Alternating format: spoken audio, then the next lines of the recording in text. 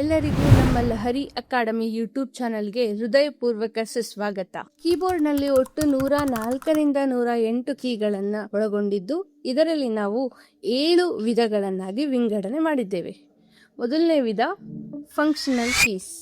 ಕೀಬೋರ್ಡ್ನ ಮೊದಲ ಸಾಲಿನಲ್ಲಿ ಇರುವ 4 ಕೀಗಳ 3 ಗುಂಪುಗಳನ್ನು ಫಂಕ್ಷನಲ್ ಕೀಸ್ ಎಂದು ಕರೀತೇವೆ. ಅದರಲ್ಲಿ F1 ಇಂದ F12 ಅನ್ನು ಫಂಕ್ಷನಲ್ ಕೀಗಳನ್ನಾಗಿ ಕರೆಯಲಾಗಿದೆ.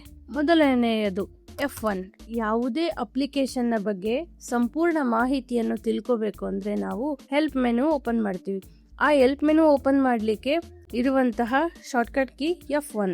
F2 ನಾವು ಯಾವುದೇ ಫೈಲ್ ಅಥವಾ ಫೋಲ್ಡರ್ ಅನ್ನ ರೀನೇಮ್ ಮಾಡಲಿಕ್ಕೆ ಬಳಸುವಂತಹ ಕೀ.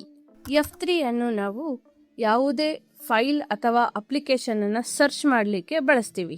F4 ಕೀಯನ್ನ ಅಡ್ರೆಸ್ ಬಾರ್ಗೆ ಹೋಗ್ಲಿಕ್ಕೆ ಬಳಕೆ ಮಾಡ್ತೀವಿ.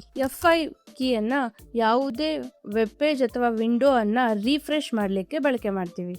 F6 ಕೀಯನ್ನ ನಮ್ಮ ಕರ್ಸರ್ ಅಡ್ರೆಸ್ ಬಾರ್ಗೆ ಮೂವ್ ಮಾಡಲಿಕ್ಕೆ ಬಳಕೆ ಮಾಡ್ತೀವಿ. F7 ಕೀಯನ್ನ MS ಆಫೀಸ್ ನಲ್ಲಿ ಸ್ಪೆಲ್ಲಿಂಗ್ ಚೆಕ್ ಮಾಡಲಿಕ್ಕೆ ಬಳಸ್ತೀವಿ. F8 ಕೀಯನ್ನ ಬೂಟ್ ಮೆನ್ಯೂ ಅಥವಾ ಸೇಫ್ ಮೋಡ್ ಗೆ ಹೋಗ್ಲಿಕ್ಕೆ ಬಳಕೆ ಮಾಡ್ತೀವಿ. F9 ಕೀಯನ್ನು MS ಆಫೀಸ್ ನಲ್ಲಿ ಫೀಲ್ಡ್ ಗಳನ್ನ ರಿಫ್ರೆಶ್ ಮಾಡಲು ಬಳಸಲಾಗುತ್ತದೆ. F10 ಕೀಯನ್ನು ಮೆನ್ಯೂ ಬಾರ್ ಅನ್ನು ಆಕ್ಟಿವೇಟ್ ಮಾಡಲು ಬಳಸಲಾಗುತ್ತದೆ. F11 ಕೀಯನ್ನು ಫುಲ್ ಸ್ಕ್ರೀನ್ ಮೋಡ್ ಗೆ ಹೋಗಲು ಬಳಸಲಾಗುತ್ತದೆ.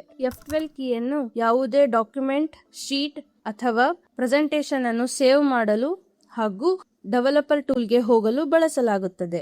ಈ ಎಲ್ಲಾ ಫಂಕ್ಷನ್ಗಳು ನಾವು ಸಾಮಾನ್ಯವಾಗಿ ಬಳಸಲಾಗುವ ಶಾರ್ಟ್ಕಟ್ ಕೀಗಳಾಗಿವೆ. ಇನ್ನು ಹೆಚ್ಚಿನ ಶಾರ್ಟ್ಕಟ್ ಕೀಗಳ ಬಗ್ಗೆ ಹಾಗೂ ಫಂಕ್ಷನ್ಗಳ ಬಗ್ಗೆ ಮುಂದಿನ ವಿಡಿಯೋದಲ್ಲಿ ತಿಳಿಸುತ್ತೇನೆ.